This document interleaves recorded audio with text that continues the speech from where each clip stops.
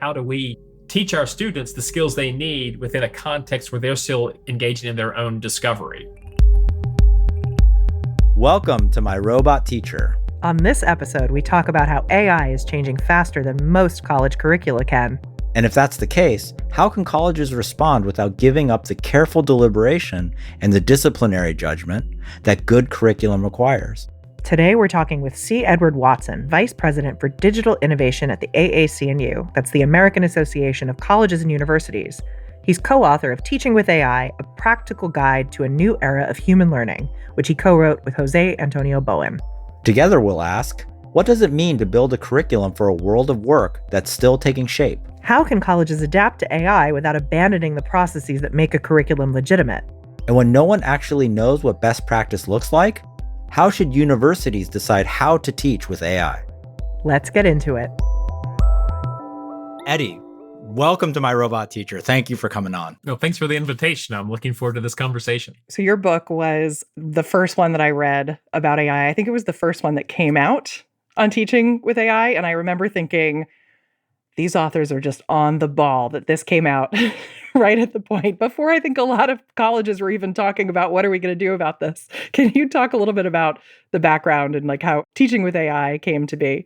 Yeah, so Jose and I, we've collaborated on other books and articles in the past. And whenever AI first came out, we started texting each other, hey, have you seen this? Have you tried this? And we just kind of went back and forth, back and forth, back and forth. That was sort of the beginning. We just both started playing at the same time very early on. And then we began to feel that not that we're futurists necessarily, but we like, this really has implications in a lot of different contexts. And that's kind of how we got started. In my experience in the humanities, academic publishing doesn't move that quickly, and neither does curricular reform in any sector of education that I've ever been involved in. So it seems like both this book and then also the work you've been doing with AAC&U is really trying to tackle this problem of how you make change in a landscape that maybe isn't designed for easy change. Yeah, so I think from a publishing standpoint, we pitched the idea to Johns Hopkins University Press, and Jose already had a relationship there. And with what we pitched, they were very happy with it. And they just kind of cleared the decks. They were just like, as fast as you can write a chapter, we'll get it to an editor, and then you write the next chapter, and then we'll get you the edits back, and then you can do those edits and then send the next chapter after that. So there was this process, this circular process. It wasn't like manuscript delivery. It was we were writing and editing at the same time, and then we were kind of done, and then out it went, So, and, thinking about sort of a similar process in higher education when it comes to curricular reform, we don't really have a clearing the decks kind of opportunity, right? Right. We have the good fortune typically of doing curricular redesign at a pace where we engage in a lot of discussion with our colleagues and peers. We talk to administrators regarding funding and how things might be supported. We engage with those outside of the institution, workforce agents and the like, to better understand what those needs are. And we build a curriculum in concert with our colleagues.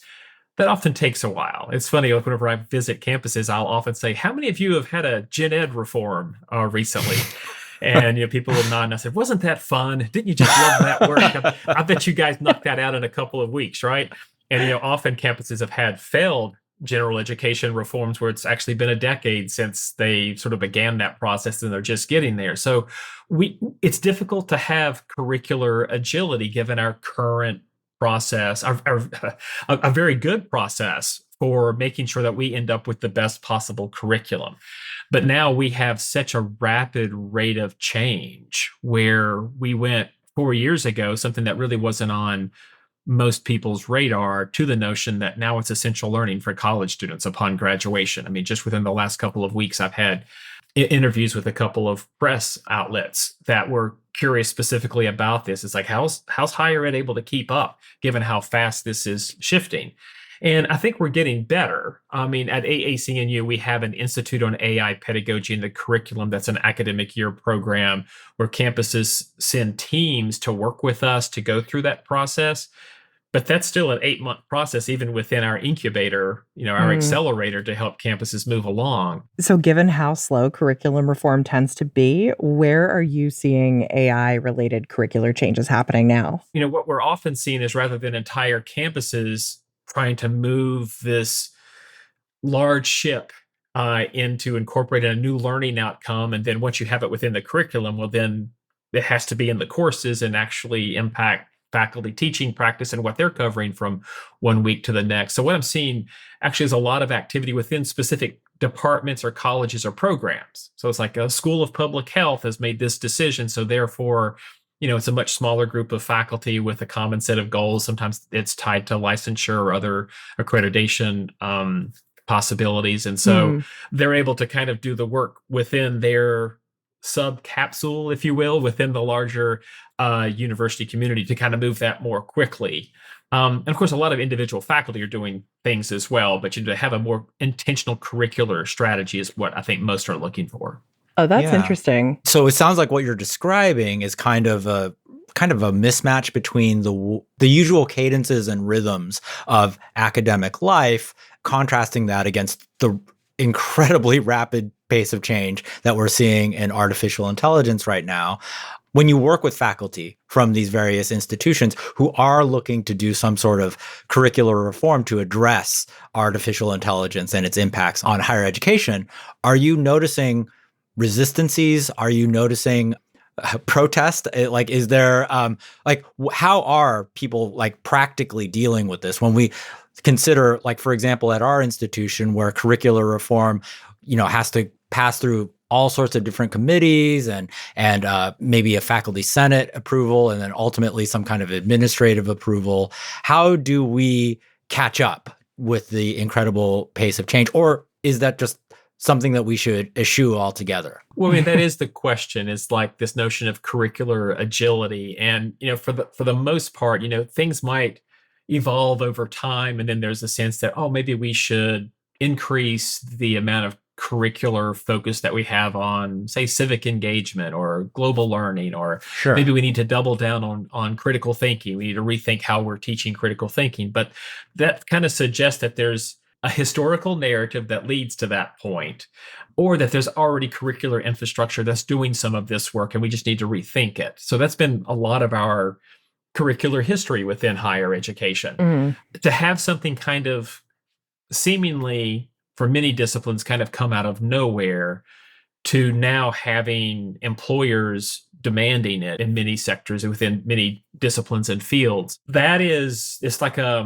it's almost like, wow, this happened almost overnight. I mean, when you look at our history, our higher ed's relationship with generative AI, 2023 was largely the year of academic integrity, right? We were like, how do we ensure that this doesn't disrupt students' achievement of the rest of the learning that we have within the curriculum? But in addition to that, is like, how do we make sure that they're not cheating with it or sidestepping not just the work, but actually overtly just attempting to cheat with it? So that was like our first year relationship with it. And it seemed like it was like mid 2024 that I really noticed that a shift within leadership on campuses regarding, I see that this is starting to be picked up within the world of work. Yeah, this really isn't going to go away. There's a lot of venture capital that's pouring into this space. This is going to become something that we have to respond to in terms of our curriculum within higher education. Then also thinking about our own operations on campus. So senior leaders were beginning to think, wow, this has other legs. But faculty are still struggling with academic integrity challenges. To be honest, we haven't solved that yet. Nope. I saw an article in LinkedIn just this morning that was just talking about more of the challenges with AI detection and, those kinds of concerns. So it's like, we're still struggling with that. That logic path typically would lead us to, we need to keep this out of the classroom. We need to diminish its impact on our current curriculum. And yet we have this companion tension that is, we need to bring it into the curriculum in meaningful, strategic, responsible ways to actually ensure that our students are prepared with that silo of learning that they now need within the world of work. And there's definitely a lot of evidence that's suggesting that across the world of work, employees are using AI. The Wharton School at the University of Pennsylvania has done this recursive set of studies regarding employee self-reported uses of AI across all fields and disciplines, and disaggregate by different fields. So if you wanted to see what HR versus finance, et cetera, are doing, they have that disaggregated.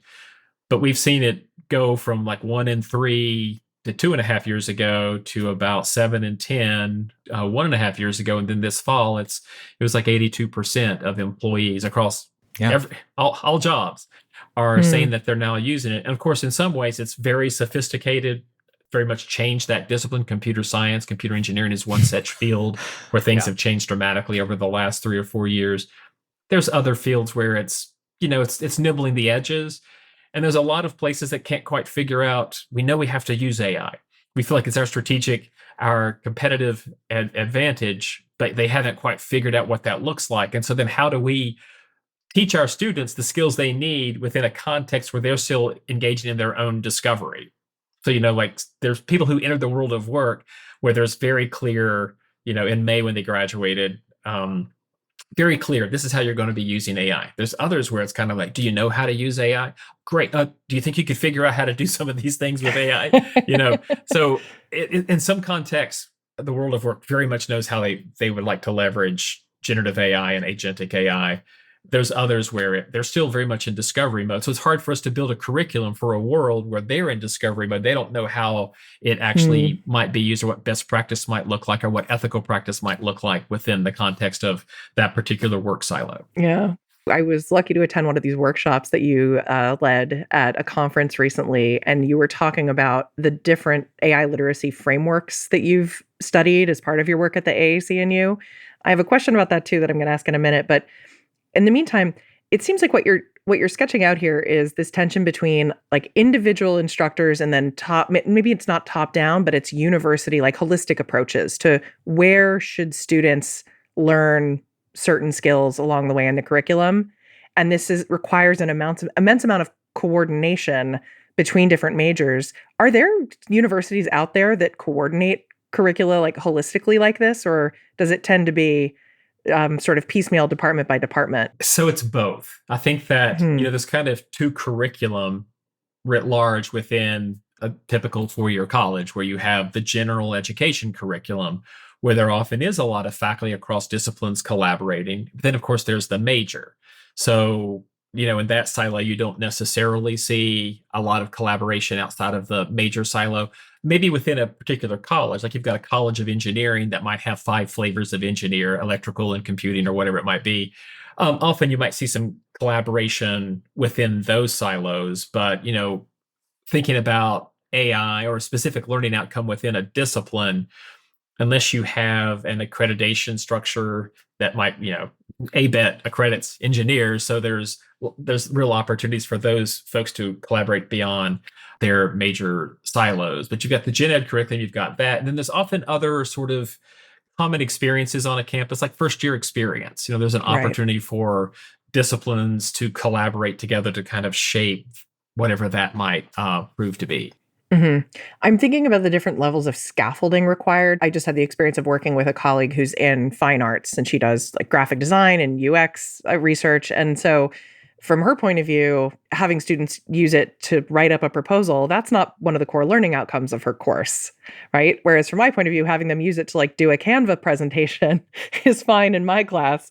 Obviously not okay as she's trying to assess whether they have internalized these like principles of design. And so I'm just curious if you've seen any good examples of universities kind of coming together and trying to really like lay out the different levels of scaffolding required in each discipline to meet those learning outcomes. Is anybody doing that well right now? You see it show up as a gen ed learning outcome, but the level of sophistication you just described, I don't know that I'm seeing that. Most of these AI literacy models that have emerged, they're quite generic, so it's not like they are specific to a specific discipline. So you might see someone embrace like the UNESCO model, but then they customize it for the context of their discipline. That's kind of what we're seeing. When you say generic, what do you mean? Like what does a generic approach tend to look like? Okay, so like the maybe the most recent model that's emerged is the U.S. Department of Labor's model. It came out in February of 2026, and so it's got 5 components, and it's like understanding AI, All right. Or, being able to use AI effectively, responsibly, it's like, well, yes, that makes really good sense. But then whenever I try to operationalize that within the context of my discipline, well, understanding AI in computer science versus understanding AI within literature or a writing program, a technical writing program, those are vastly different world. So thinking about a scaffold, like a generalized scaffold, like I think the Department of Labor's model, pretty good, the 5 elements, and it's like I don't think that they're missing anything. I think that you might emphasize from one discipline to the next different elements within those things, but it's just really it's broad, and I think it's intentionally broad. I mean, you want something that a campus could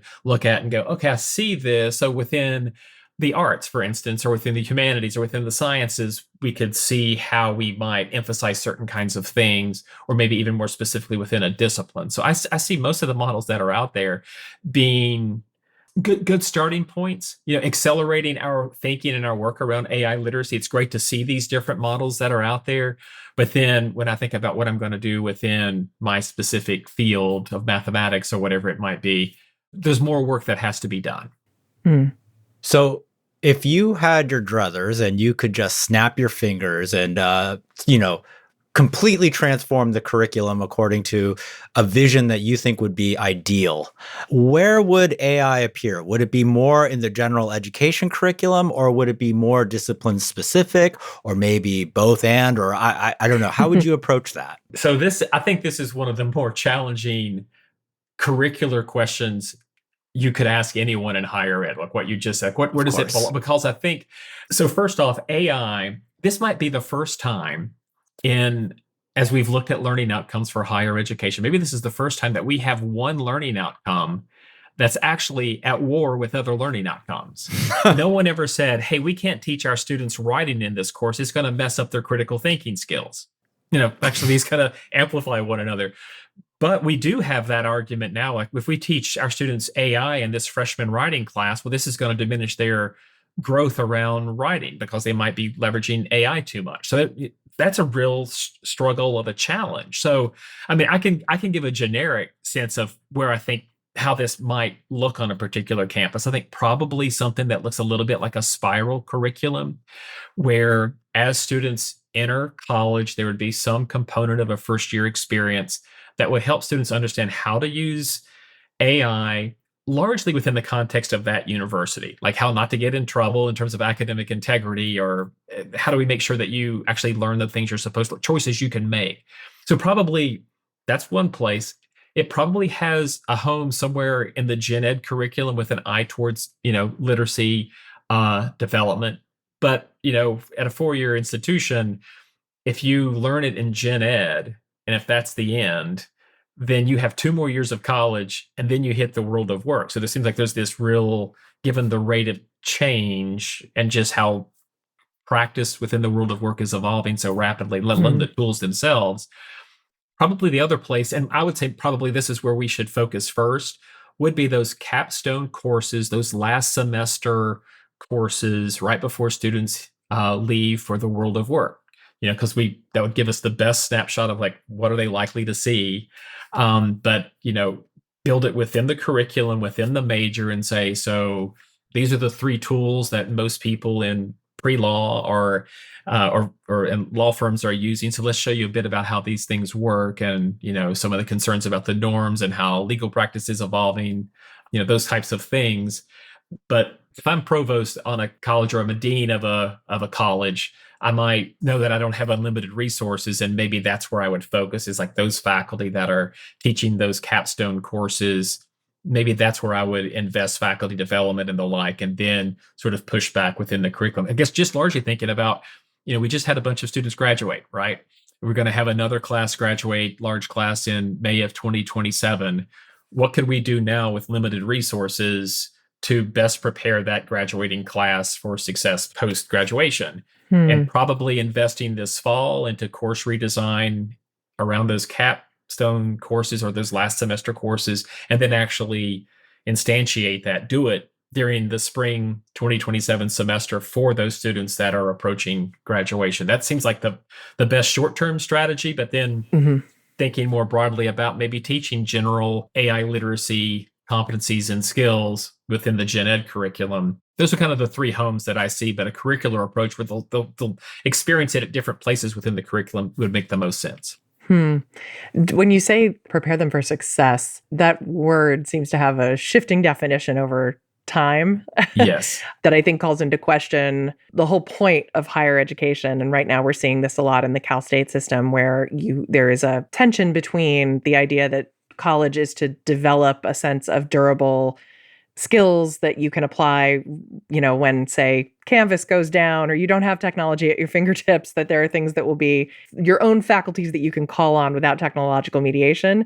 And then there's also this sense that students are entering a world of work where they are expected to show up prepared on day one to engage with certain technologies. And so I'm wondering, based on your experience, if you can talk a little bit about that tension and how you're seeing it manifest in different college discussions right now. I think we sometimes build a false binary within higher education where some of us talk about, education is for workforce preparedness. And then others of us will talk about, well, no, it's about the love of learning and being prepared to live a rich, full life and enjoying life and making good decisions and to be engaged in democracy.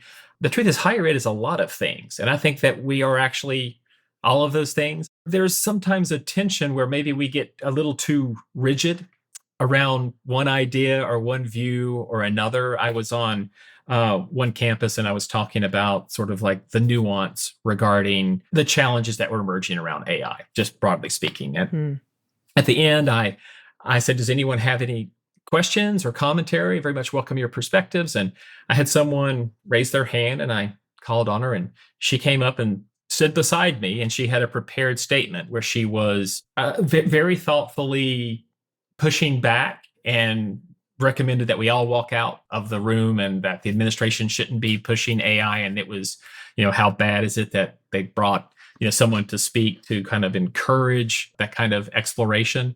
And, her argument was that we're just feeding the capitalist machine if we teach our students to use AI. And I asked very gently and very collegially, I said, so what do you teach? She shared her field. And I said, do you teach critical thinking? And she said, absolutely. My students leave my course better critical thinkers than they were when they entered the class. And I said, so most employer surveys show that critical thinking is always like the number one or the number two skill that employers say that they're looking for. So if we want to starve the capitalist machine, should we stop teaching our students critical thinking? And so that can't be the argument for why we wouldn't teach AI or why we wouldn't prepare our students with AI skills. Where I've landed is that we have students who are paying tuition, many of them going into debt, and what they feel that they are pursuing is preparation for life beyond graduation. And for us to make us higher ed, to make a decision, hey, we're not going to teach you this, even though we know employers want this and this is going to be a component of the future. We're not going to teach this to you. I think if an institution or a department makes that decision, we should be very transparent. On our websites, like we will not be teaching AI within this particular program or these courses, just so students can know what they're actually, where they're putting their effort. So there will be students who would prefer to be in a context where AI is not going to be a component of the conversation. But then there's also a lot of students who will. I think it was a survey last summer that found that I think it was about half of current college students said that AI was the most important thing they thought they were going to learn in college. I tend to disagree with that. I don't think AI is the most important thing they're going to learn in college. I could probably kick back to critical thinking, might be at the top, or the knowledge within your major. I mean, if you're going to hire an accountant, you want someone that has accounting training, not just that they could use Claude and Chat GPT. But still, there's that perspective. So I think we just need to embrace the diversity of what higher education is about. I would never suggest that everyone on campus needs to be using AI or teaching AI, but I would suggest that someone should. Someone needs to be somewhere within the curriculum where students can either make their own decision to be within that context and learn those skills, or if a faculty who are stewards of the curriculum, if they collectively get together through like a gen ed revision process and vote and say, is this something we want within our curriculum or not? And then if it is, then, that is something that students don't just opt into, but it would be something that they would indeed be exposed to during college. The kind of capaciousness of the phrase use AI, or, teaching them to use AI, I think is really interesting. I think there are a number of ways that someone might teach a student to use writing, say. So even some that are at odds with other learning outcomes. So like you might teach someone to use writing as a mnemonic device, and that might mean they're practicing more recall than deeper forms of learning. So similarly, you can use AI to outsource, an assignment entirely, which maybe would be the equivalent of like using a crib sheet on a test to outsource the recall you were supposed to be doing yourself. But I guess the point I'm trying to make is that we don't say use writing as though writing has one educational meaning. Writing can do different things. It can help you remember, write or record info, but it can also help you externalize thought and organize ideas and like test out different interpretations of things, puzzle through things, as I think I've mentioned before on this podcast. So I think some of those uses deepen learning and some can bypass the learning that you are trying to assess. So I guess I'm wondering what you mean, when you're saying using AI, what do you mean? I see it as a tool.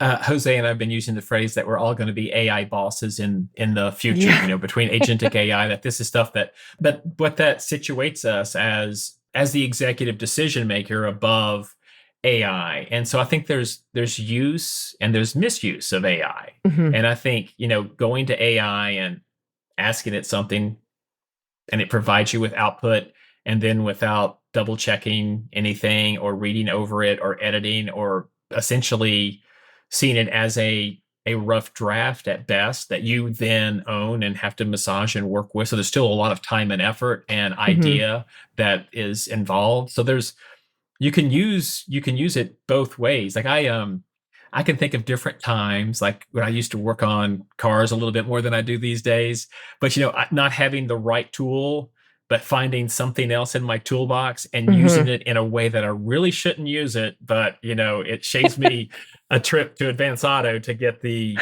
right tool for the job. There's a lot of ways to misuse a lot of different tools that we have. In fact, you could say the same thing about writing. I mean, things that we see people post on social media or articles or opinion pieces or whatever. It's like, well, that's a real misuse of writing.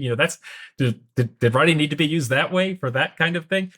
So I think it's the same way with AI. I think that's in my mind, that's what a big part of AI literacy is, establishing a human-centered mindset regarding how you use AI, when it's appropriate and when it's not appropriate, and then also developing students, eventually graduates, who recognize that AI is just another tool that has incredible sophistication, but to use it well, to use it appropriately, you have to be very present in the output that it provides. And before you move anything forward, make sure that you are a key player, that you are the intellectual driver of whatever you might then move forward. So how do you, and the real challenge there is like, it's just so easy, right?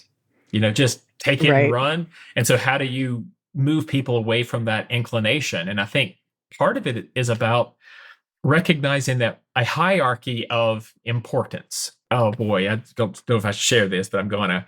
But if there's someone that you don't know very well, and you get a graduation invitation, and you're not going to go to their graduation, right? Is it a misuse of AI to, hey, I don't know this person very well. I knew their parents back when this child was in 7th grade. They're graduating high school now.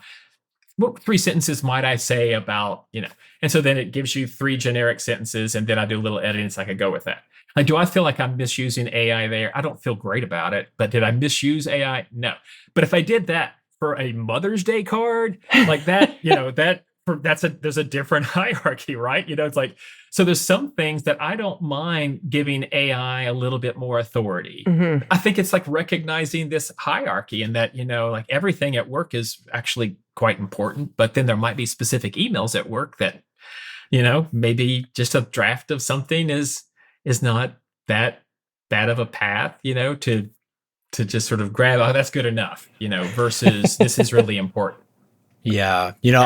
Sarah and I have been thinking a lot about this question of discernment around exactly those kinds of questions. Like, what are the things that we can safely offload to the machines? And what are the things that are maybe too precious or maybe too important for us to be offloading? I think that there is a sense, and maybe this just trying to get back a little bit to this binary that we were talking about earlier between the liberal arts ideal of education and also the workforce preparation aspect of education that I think for me really does represent a kind of dual mission of higher education, particularly for the CSU, which really prides itself, and I'm very proud of this, for being an engine of socioeconomic mobility for our students. Like I think that's incredible work that we do, and I definitely want to honor that. But oftentimes what I hear from people who maybe criticize the workforce preparation side of things, there's an idea that we instrumentalize education. We make it a sort of means to an end instead of an end unto itself. And in so doing, because education is a place where students are developing their cognition and strengthening how they think, and maybe even discovering themselves, that by instrumentalizing the educational process, we are perhaps indirectly causing students to instrumentalize their own thinking and to think of their own thinking as a thing that's merely a means to an end. The end being getting a well-paying job, a secure career, and a stable life outside of college. It seems to me like we want to sort of destabilize that idea of the instrumentalization of your own thinking. We want to restore a kind of sense that, no, your thinking is valuable as a thing unto itself. And it's important for our world that you be the thinker that you are. And, the phrase that Sarah and I have been throwing around at each other to describe this phenomenon is cognitive sovereignty, right? We want to restore a sense that our students have responsibility and agency over their own thinking, but also that they begin to value their own thinking. And this is a little bit maybe of, you might think of it as being somehow antithetical to the workforce preparation piece of things, but I really don't think that it is, right? I think that you're absolutely right to call out that this is kind of a false binary between these two things. These two missions complement each other so well. I think we need greater recognition of all of that in higher education. I mean, the truth is, if you unpack that notion of cognitive sovereignty to an employer, they go, "Yeah, that we want. We want people that think like that." A lot of what we teach our students actually has multiple values in life beyond graduation. So certainly, hey, you can use these skills within the world of work, but actually, there's going to be a point where you probably are going to be somewhat of a caregiver for one or both of your parents. So if you're in that position, having these skills is actually going to be really helpful, or navigating an issue with your child being bullied in elementary school. These kind of emotional intelligences that you are developing through these humanities courses are going to be exceptionally valuable to be able to navigate those kinds of challenging. So it's just a lot of what we teach it. Not only do we have a variety of different missions within higher ed, often one discrete thing that we think we're teaching actually will be used in multiple different kinds of ways. Some will be to strengthen your relationship with your spouse and to strengthen relationships at work, and then strengthen relationships with your neighbors. I think that's part of the beauty of what we do within higher education, is that, rarely do we teach something that we say, you will only ever use this when you're doing that one thing. It's usually has multiple purposes. That's why Gen Ed is so valuable, is that a lot of what we teach within Gen Ed, yes, it's not like a disciplinary skill within biology. When you're taking this medieval humanities course. However, when you're on the job, that multiplicity of perspectives and your ability to sort of like read the room and all those kinds of things, skills that you develop in literature courses, for instance, or theater courses, these skills you will use in multiple different ways in your life. I think that we're not really good about making that clear to students. I think often it's like, and often we shoot ourselves in the foot, if you will, in higher ed whenever, advisors within the majors say, you just need to get this out of the way because you just really want to Yep. focus on what's in our silo. Mhm. Where in truth, the entire curriculum is important. That's why everybody teaches gen ed, is because it's important.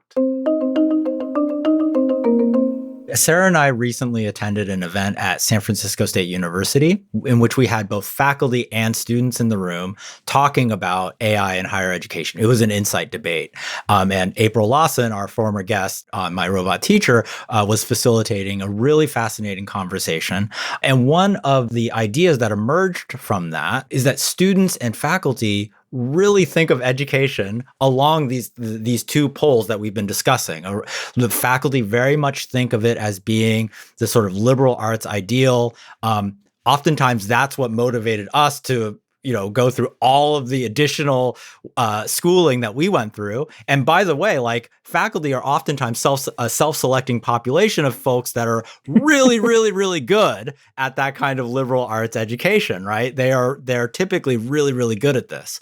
Whereas students come to the educational process, and as you say, they're oftentimes expecting a kind of return on investment. They're expecting a career to be available to them when they come out of college. And they're expecting to gain the skills that are going to be useful for them in that particular context, right? And the fact that here we had an event where now we could have students talking with faculty, with one another, and sharing this and making it clear so that both sides could understand this really is a false binary.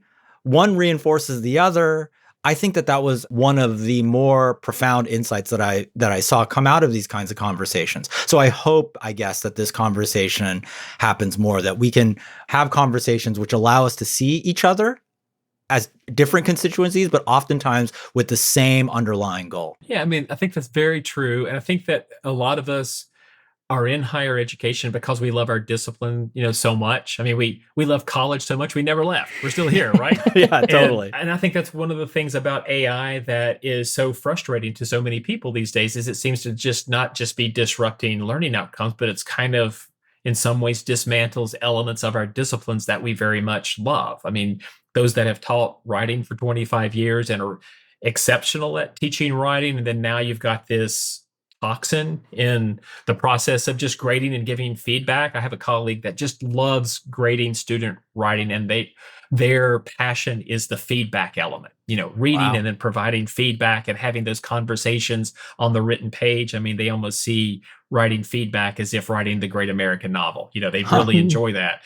And so AI coming into their space and then not feeling that they can trust what they're reading, and then they're concerned about, I'm writing the great American novel through feedback to students, and it's like, are they, number one, are they even going to read it, and am I providing feedback on something that they didn't even create? So that's a real disruptor to the discipline of what they feel like their purpose was within the larger curriculum within the institution. So there's lots of reasons why there's so much angst among faculty right now about AI and its inroads, its vectors into the work that we do in higher ed. Mm-hmm. It's interesting to me, though, that a lot of the perceived threat, like in an educational context, the threat is from students using AI to do the assignment instead of doing it themselves, right? Mm-hmm. And that seems to me to have like a deeper underlying issue of a student's motivation, or whether or not the student understands why the thing you're asking them to do will actually build the skill that they want to develop. I'm wondering if that's something that, I don't know, am I being too mean there? Am I blaming faculty for not making expectations clear or something like that when I say something like that? Well, I don't think we do. We don't do this very well. We don't often signal to students when we kind of treat the curriculum as if everything is equally important. Yeah. And in truth, it's probably not. Like, I imagine most listeners have never said this in their class, yet they might know this to be true. Maybe it's not true in all disciplines, but this idea that you come to class on a Tuesday, how many of us have ever said, okay, everyone, what I'm going to talk about for the next 40 minutes is the most important part of this class. I know you're going to use this skill day after day if you get a job within this field, which is, why you're in this 3000 level biology course. this is the most important thing I'm going to teach you this semester. So, pay attention. We don't do that. We don't signal necessarily within the curriculum what's really important. We also aren't necessarily all of us really good about explaining why we love this. It's like, okay, I'm teaching this Renaissance art course that's a gen ed course, and I'm at an engineering focused university, a STEM focused university. Like, how do we communicate that this is why this is important? This is why you really want to care about this? Or how do we bring the students into the faculty conception of why this is valuable within this particular context? I think it would be a valuable opportunity in our courses to explain why we're passionate, why we are still here, what's most important, like really try to draw attention in, and then also just this notion of transparency. So I want to ask you to do this. This is actually really kind of weird. You haven't had this in the class before, and it's going to find it difficult, but research shows that if you do these kinds of things, learning results. And so that's what we're going to do this. So it's going to be hard, but just being transparent. Of course, there's this whole literature on transparency and learning and teaching that suggests whenever you are transparent with your students, they're more likely to follow along because they get it. Not that they get what you're teaching, they get why you're teaching it that way. They'll be more likely to follow along. So there's lots of things that we could be transparent about. I'm curious how AI concerns might vary by institutional context and how those differences are shaping whether campuses see AI as appropriate for, or I guess antithetical to their educational purpose. So across these different institutions that you're advising, where does AI create friction when it comes to an institution's sense of what it is and what it's promising to students? Well, it's interesting to see institutions that have a specific type of mission. Like, for instance, I've been on a number of like faith-based campuses, and so they are struggling with, they have a particular worldview. It attracts students, often faculty as well. I mean, I'll often be on a campus and they'll have a collective prayer before I speak, hoping that I'll say good, speaking clearly, which I definitely need the assistance. So please do help me speak clearly. But, they're trying to figure out how do we marry not just our faith-based mission, but a worldview with this new emerging thing that there's a number of aspects of it that are troubling to all of us, like the whole intellectual property concern that I mentioned earlier, as well as environmental concerns and just sort of concerns about best practice and the collection of data from all of us, just all of those kinds of challenges. So that's, it's sort of a unique challenge that I'm seeing some institutions really sort of struggle with, is like their identity. I was at another small private recently, and, speaking with the students, the reason they are there is because of relationships. That was over and over and over again. I know all of my faculty and they know me by name. The class sizes are small. We spend time together. I had one student say, I am a rising senior next year, this coming academic year, and I will be able to ask 20 different faculty for letters of recommendation because I know them and they know me, and all of my peers have that same luxury. So, they see AI as a tool that faculty might use, say for feedback, formative feedback, or even for grading, as absolutely antithetical to why they're here. But then there's other institutions that maybe have, big state schools that have large enrollment courses. You have 1,000 students in front of you. You probably won't get to know many of those students. And if I have a course that has 1,000 students in it, I would never give them a writing assignment, because how could I possibly grade it? But now with AI, maybe I could consider that as actually having students do writing in a large enrollment course. So when we think about what's appropriate practice, context, mission, identity, all influence whether or not we might say this is a good practice, and whether or not this is something that we would never do within our context. That's a really great point about how context needs to inform. I'll hear a lot from people from different institutions saying like, oh, I could never do this. And often maybe the underlying assumption is that the conditions that they're working in are the same as the conditions that I'm working in. But That's a great point about if you're teaching a class with like 100 students even in it, the quality of the feedback you're going to be able to give on a written assignment is very different from what you'll be able to give if you're teaching a 2-2 capped at 14. Right? Right, exactly. If I've got 28 students in front of me, I would never think about using AI for grading. I'm just, it's like, Yeah. wow, this is core to my work. But if I've got 2,800 students in a given semester, which there are some large state schools that have these mega large enrollment courses, I could never think about giving my students even a small brief writing prompt because I just couldn't grade it. But now possibly with AI, I could actually do those kinds of things that we know are often best practice in certain disciplines. Well, I could now actually maybe try that if I could leverage AI and could train it to effectively and accurately grade. That's a whole other question, right? But still, it enables us to rethink what we thought we could never do. That's one of the corners of positivity I have about how AI might be leveraged for teaching. I love that.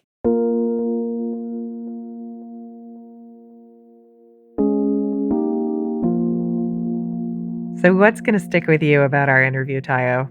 Well, I think the thing that's going to stick with me is Eddie's line about how hard it is to build a curriculum for a world of work that is itself still in discovery mode. In a lot of fields, we have people who are hiring our students and they don't fully know what good AI use looks like, but they're looking for that in our students, right? Right, totally. And I think that's what made his comments about context stand out to me so much, because it is very tempting to say, okay, universities need an AI policy or an AI literacy framework right now, or a task force to give us guidelines. I mean, probably they do need some of those things, but I keep thinking that the danger is that when we start imagining the existence of a committee, we're imagining that somebody somewhere knows the answer to the chaos of this Wild West moment. Right. Yeah. And, I think, frankly, this is exactly where I start to get a little bit suspicious. Oh, you suspicious that committee work is going to be effective at all? No, not like that. I mean, not exactly anyway. No. I'm suspicious about the alternative. Like the alternative here meaning a highly centralized one-size-fits-all policy. I'm suspicious that would actually be better right now. Right. In fact, I think it could actually be much, much worse. I've heard many colleagues use that term, the Wild West, to describe, I think derogatorily, the rollout of AI in higher education. And to be honest, my response is just kind of sort of like, well, is the Wild West really such a bad thing? Go on, explain. Well, I mean, one aspect of the Wild West you might just call decentralized experimentation. In fact, I think that's exactly what's happening right now. In higher ed, we have 1,000 flowers blooming, just to borrow a phrase from Maoist China. You love that phrase.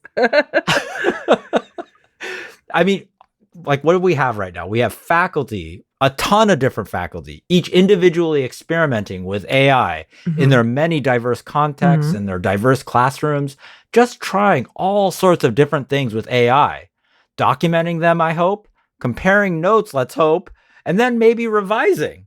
Because I think by following through on this process, we can mitigate the downside risks of bad AI use, by throwing out what doesn't work while keeping and reiterating and supporting the upsides of good AI use, thereby becoming stronger as an institution. In fact, we make our institution, and here I'm borrowing a term from Nassim Taleb, we actually make our institution antifragile, meaning that it benefits from the volatility of the current era. I gotta think about that. I mean, my initial response is to say, I don't know if we get stronger with unfettered experimentation. Yeah. Not unfettered. Like, I'm not talking about anarchy here, right? Okay. Right. Like, we need to follow up experimentation with reflection and communication. There's no question that this experimentation is happening all over higher education. Right. What's much more difficult is the reflection and communication piece, frankly.